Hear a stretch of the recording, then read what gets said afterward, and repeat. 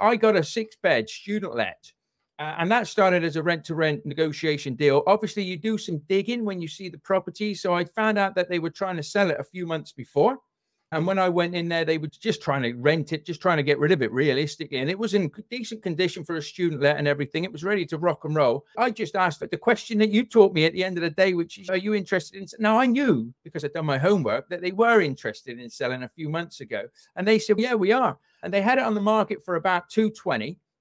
So I just said to them, I'll tell you what, I'm not in a position right here, right now to buy the property, but I love the property. I'm still willing to take it on, manage it, and do all of the stuff that we do with the rent to rent, have my team look after it, manage it, offer them a guaranteed rent each month.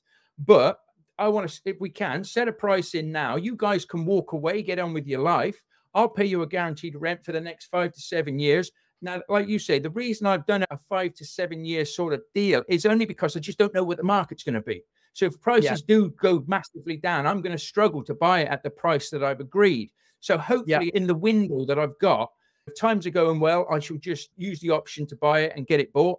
But if times are a little bit stickier, I've got a few years leeway to work with the landlords. And they know this as well. Everything's explained to them. Nothing is done behind anybody's back. So they know that this is what we're doing.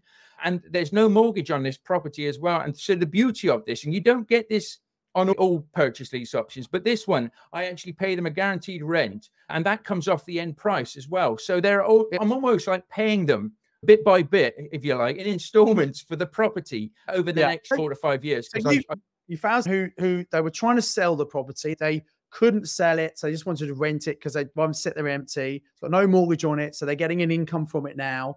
How much profit do you make on that after paying them and all the bills and everything? How much profit do you make each month, Mark?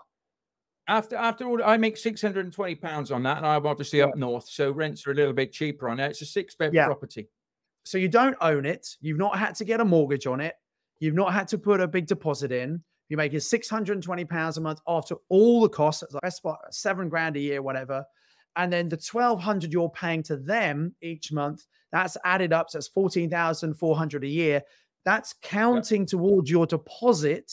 So when you buy it in 5 to 7 years, you will have given them all the money for deposit. So you'll be able to get a mortgage on that without putting in more money. So in other words, you're using the rental income to be the deposit to buy that house for you.